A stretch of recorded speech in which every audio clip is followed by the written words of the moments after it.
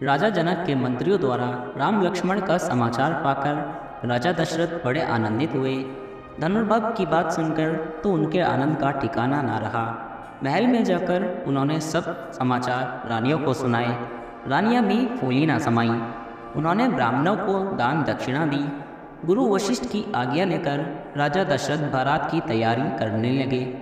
हाथी, घोड़े और रथ सभी सजने लगे। छल छबीले सवार घोड़े नाचने लगे। गुरु वशिष्ठ और राजा दशरथ दिव्य रथों में बैठे चतुरंगिनी सेना के साथ बारात चल पड़ी और 5वें दिन मिथिला जा पहुंची। राजा जनक ने नगर के बाहर आकर बारात का स्वागत किया और भली भांति सजाए गए जनवासे में सबको ले आकर यथा योग्य ठहराया। विश्वामित्र को जब राजा दशरथ के आने का समाचार मिला तब दोनों राजकुमारों को लेकर वे जनवासे पहुँचे। राम लक्ष्मण ने पिता के चरणों में प्रणाम किया। राजा दशरथ ने विश्वामित्र के चरण छुए और कहा, मुनिवर, आपकी कृपा से ही शुभ दिन देखने को मिला है। राजा दशरथ की सारी नगरी जगमग जगमग कर रही थी। एक एक घर, एक एक द्वार बंधनवारों से सजा था। चारों ओर मंगल गीत सुनाई दे रहे थे। राजमार्ग और राजमहल में दर्शकों की अपार भीड़ थी। विवाह मंडप मणियों और हीरो के फूल पत्तों से सजा था। मणियों के बौने भरे और तरह तरह के पक्षी विवाह मंडप पर जड़े थे, जो हवा चलने से गूंजते गूंजते थे।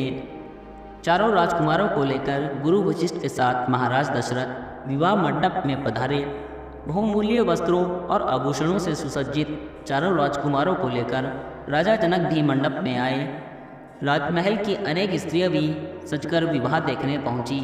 राजा जनक सीता को दिखाकर महाराज दशरथ से बोले, राजन, यह मेरी बड़ी बेटी सीता है, जो मुझे हल चलाते समय पृथ्वी से मिली थी।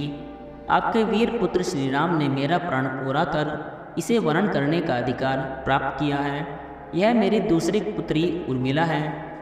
ये दोनों कन्याएं मेरे छोटे भाई कुशध्वज की हैं। बड़ी का नाम मांडवी और छोटी का नाम श्रुतकीर्ति। मेरी इच्छा है कि सीता के विवाह के साथ इनका भी विवाह हो जाए। लक्ष्मण के लिए उर्मिला को, भरत के लिए मांडवी को और शत्रुघ्न नए को स्वीकार कर मुझे कृतार्थ करे। जनक के प्रस्ताव को राजा दशरथ ने सहर्ष स्वीकार कर लिया। तब अग्नि के सामने चारों कन्याओं को अपने अपने पतियों के हाथ में सौंपते हुए राजा जनक ने कहा, इन कन्याओं को मैं तुम्हारे हाथ सौंपता हूँ। ये छाया की भांति तुम्हारे साथ रहेंगी। तुम इनका पाणी ग्रहण करो। इनकी सब तरह से रक्षा करना तुम्हारा धर्म होगा। गुरु वशिष्ठ और शतानंद ने वेद मंत्रों के साथ विधिवत विवाह कराया। तब राजा दशरथ राजकुमारों और पुत्रवधों को लेकर जनवासी लौट आए। राजा ने कन्याओं और सब बारातियों को सुंदर उपहार दिए। राजा दशरथ ने भी सोने से सींचकर मढ़ाकर दूध देने वाली सहस्रें गायें ब्राह्मणों को दान में दी। दूसरे दिन विश्वामित्र ने आकर राजा दशरथ को बधाई दी और सबसे विदा लेकर वे अपने आश्रम लौट गए। कुछ दिन तक जनक का आतिथ्य ग्रहण करने के पश्चात राजा दशरथ ब्रट के साथ अपने नगर को लौट चले। वे कुछ ही दूर गए होंगे कि सहसा भयंकर आंधी सी आई और उसके साथ ही क्रोध की साक्षात मूर्ति परशुराम फरसा और धनुष बाण लिए प्रकट हो गए। उन्हें देखते ही अयोध्यावासी डर के मारे अधमरे से हो गए और राजा दशरथ के तो होश ही उड़ गए। राम का रास्ता रोककर परशुराम बोले, राम, शिव के पुराने धनुष को तोड़कर तुम्हारा हौसला बहुत बढ़ गया है। मैं तुम्हारे अहंकार को चूर करूँगा। राजा दशरथ ने गिड़गिड़ाकर परशुराम से बड़ी अनुनय विनय की और राम पर अनुग्रह करने की प्रार्थना की।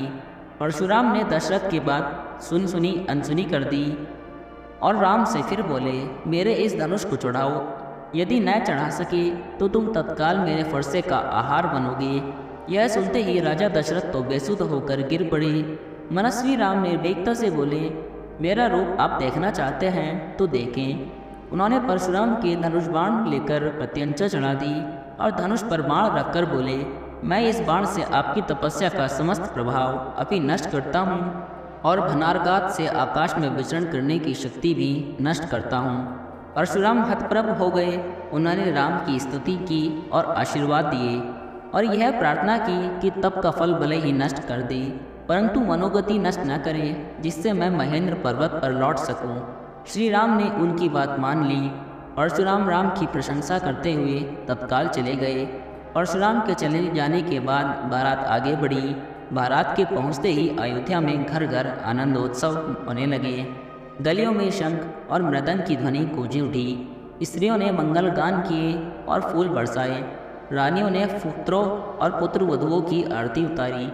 उस समय राजा दशरथ के भवन की शोभा देखते ही बनती थी। राजकुमार शील गुण संपन्न पत्नियां पाकर बड़े प्रसन्न थे। सीता जी के अनुपम रूप, गुण और सेवा से श्री राम और सास ससुर सब प्रकार से संतुष्ट थे। राजकुल में दिन दिन सुख समृद्धि की वृद्धि होने लगी। समस्त कौशल राज्य का भाग्य जाग गया।